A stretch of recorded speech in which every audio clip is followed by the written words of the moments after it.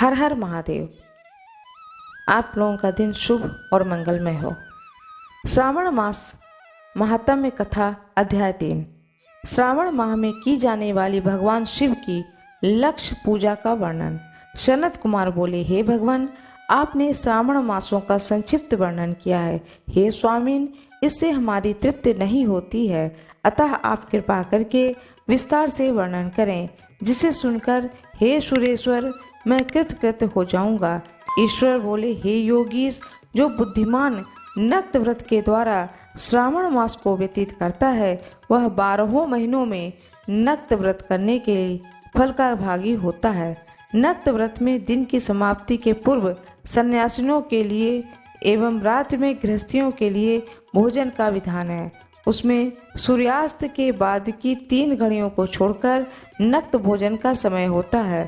सूर्य के अस्त होने के पश्चात 3 घड़ी संध्या काल होता है। संध्या वेला में आहार, मैथुन, निद्रा और चौथा स्व अध्याय, इन चारों कर्मों का त्याग कर देना चाहिए। गृहस्थ और पति के भेद से उनकी व्यस्तता के विषय में मुझसे सुनिए। सूर्य के मंद पड़ जाने पर जब अपनी छाया अपने शरीर से दुगनी हो जाए, उस समय के भोजन को यति के लिए नक्त भोजन कहा गया है। रात्रि भोजन उनके लिए नक्त भोजन नहीं होता है। तारों के दृष्टिगत होने पर विद्वानों ने गृहस्थ के लिए नक्त कहा है। पति के लिए दिन के 8वें भाग के शेष रहने पर भोजन का विधान है। उनके लिए रात्रि में भोजन का निषेध किया गया है। गृहस्थ को चाहिए कि वह विधि पूर्वक रात में नक्त भोजन करे, और यदि विधवा अथवा विधुर व्यक्ति सूर्य के रहते नक्त व्रत करे। विधुर व्यक्ति यदि पुत्रवान हो तो उसे रात्रि में ही नक्त व्रत करना चाहिए। अनाश्रमी हो अथवा आश्रमी हो अथवा पत्नी रहित हो अथवा पुत्रवान हो, उन्हें रात में नक्त व्रत करना चाहिए। इस प्रकार बुद्धिमान मनुष्य को अपने जीवन के अधिकार के अनुसार नक्त व्रत करना चाहिए। इस मास में नक्त व्रत करने वाला व्यक्ति परम गति प्राप्त करता है। मैं प्रातः काल स्नान करूंगा, ब्रह्मचर्य का पालन करूंगा, नक्त भोजन करूंगा, पृथ्वी पर सोऊंगा, प्राणियों पर दया करूंगा। हे देव, इस व्रत को प्रारंभ करने पर यदि मैं मर जाऊं तो हे जगतपते, आपकी कृपा से मेरा व्रत पूर्ण हो, ऐसा संकल्प करके बुद्धिमान व्यक्ति को श्रावण मास में प्रतिदिन नक्त व्रत करना चाहिए। इस प्रकार नक्त व्रत करने वाला मुझे अत्यंत प्रिय होता है।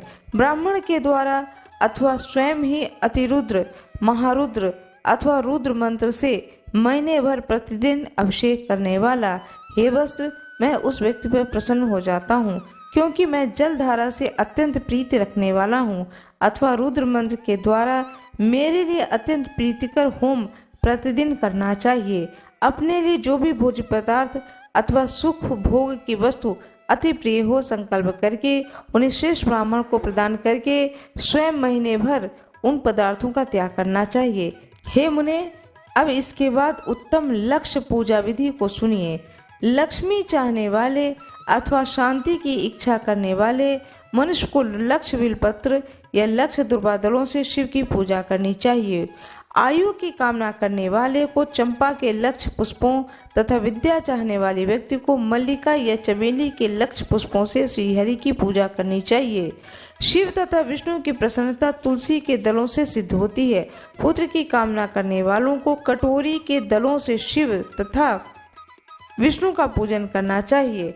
बुरे स्वप्न की शांति के लिए धान्य से पूजन करना चाहिए। देव के समक्ष निर्मित किए गए रंगवल्ली आदि से विभिन्न रंगों से रचित पद्म, स्वास्तिक और चक्र आदि प्रभु की पूजा करनी चाहिए। इस प्रकार सभी मनोरथों की सिद्धि के लिए सभी प्रकार के पुष्पों से यदि मनुष्य लक्ष्य पूजा करे तो शिवजी प्रसन्न होते हैं। तत्पश्चात उद्यापन करना चाहिए, मंडप निर्माण करना चाहिए। मंडप के त्रिभाग परिणाम में वेदिका बनानी चाहिए। तदंतर पुण्यावचन करने के आचार्य का वर्ण करना चाहिए और उस मंडप में प्रविष्ट होकर गीत तथा वाद्य के शब्दों और तीव्र वेद ध्वनि से रात्रि को जागरण करना चाहिए। वेदिका के ऊपर उत्तम लिंगतोभद्र बनाना चाहिए और उसके बीच में चावलों से सुंदर कैलाश का निर्माण करना चाहिए। उसके ऊपर तांबे का अत्यंत चमकीला तथा पंच पल्लव युक्त कलश स्थापित करना चाहिए और उसे रेशमी वस्त्र से वेष्टित कर देना चाहिए। उसके ऊपर पार्वती पति शिव की सुवर्णमय प्रतिमा स्थापित करनी चाहिए। तत्पश्चात पंचान्न अमृत धूप दीप तथा नैवेद्य से उस प्रतिमा की पूजन करनी चाहिए और गीत वाद्य नृत्य तथा वेद शास्त्र तथा पुराणों के पाठ के द्वारा रात्रि में जागरण करना चाहिए। इसके बाद प्रातः काल भली भांति स्नान करके पवित्र हो जाना चाहिए और अपनी शाखा से निर्दिष्ट विधान के अनुसार वेदिका निर्माण करना चाहिए। तत्पश्चात मूल मंत्र से या गायत्री मंत्र से या शिव के सहस्त्र नामों के द्वारा तिल या धृत मिश्रित खीर से होम करना चाहिए अथवा जिस मंत्र से पूजा की गई है उसी से होम करके पूर्ण आहुति डालनी चाहिए। इसके बाद वस्त्र अलंकार भूषण से भांति भांति आचार्य का पूजन करना चाहिए। तत्पश्चात अन्य ब्राह्मणों का पूजन करना चाहिए, उन्हें दक्षिणा देनी चाहिए।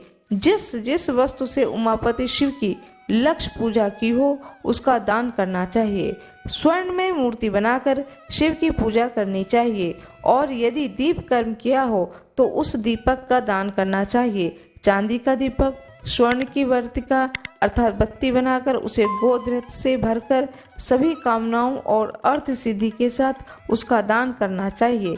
इसके बाद प्रभु से क्षमा प्रार्थना करनी चाहिए और अंत में 100 ब्राह्मणों को भोजन करानी चाहिए। हे मुने, जो व्यक्ति इस प्रकार पूजा करता है मैं उस पर प्रसन्न होता हूँ। उससे भी जो श्रावण मास में पूजन करता है उसका अनंत फल मिलता है।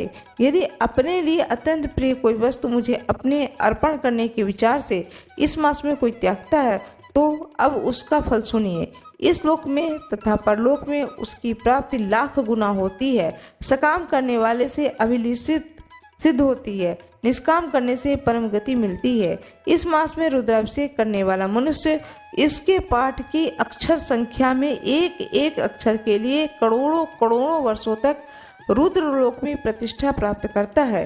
पंचामृत का अभिषेक करने से मनुष्य अमरत्व प्राप्त करता है। इस मास में जो मनुष्य भूमि पर शयन करता है उसका फल भी मुझसे सुनिए। हे द्विजश्रेष्ठ, वह मनुष्य 9 प्रकार के रत्नों से जड़ी हुई सुंदर वस्त्र से आच्छादित, बिछे हुए कोमल गद्दे से सुशोभित, देश में तकियों से युक्त, रम्य स्त्रियों से विभूषित, रत्न निर्मित दियों से मंडित, अत्यंत मृदु और गरुडाकार प्रणव मणि निर्मित अथवा हाथी दांत की बनी हुई अथवा चंदन की बनी हुई उत्तम तथा शुभ से यह प्राप्त करता है। इस मास में ब्रह्मचर्य का पालन करने से वीर की दृढ़ पुष्टि होती है। ओज बल शरीर की दृढ़ता और जो भी धर्म के विषय में उपकारक होते हैं वह सब उसे प्राप्त हो जाता है। निष्काम ब्रह्मचर्य व्रती को साक्षात ब्रह्म प्राप्ति होती है और जो सकाम को स्वर्ण तथा सुंदर देवांगनाओं की प्राप्ति होती है। इस मास में दिन रात अथवा केवल दिन में अथवा भोजन के समय मौन व्रत धारण करने वाला भी महान वक्ता हो जाता है। व्रत के अंत में घंटा और पुस्तक का दान करना चाहिए। मौन व्रत के महात्म्य से मनुष्य सभी शास्त्रों में कुशल तथा वेद वेदांग में पारंगत हो जाता है तथा बुद्धि में बृहस्पति के समान हो जाता है। मौन धारण करने वालों का किसी से कलह नहीं होता है, अतः मौन व्रत अत्यंत उत्कृष्ट है। इति स्कंद पुराण के अंतर्गत श्री सनत कुमार संवाद में श्रावण मास महात्म्य, नक्त व्रत, लक्ष्य पूजा, भूमि शयन, मौन व्रत आदि कथन नामक तीसरा अध्याय पूर्ण हुआ। हर हर महादेव।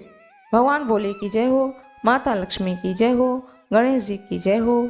मेरा यह वीडियो कैसा लगा कृपया वीडियो को लाइक कर दें, चैनल को सब्सक्राइब कर दें, बेल आइकन दबाना ना भूलें। धन्यवाद।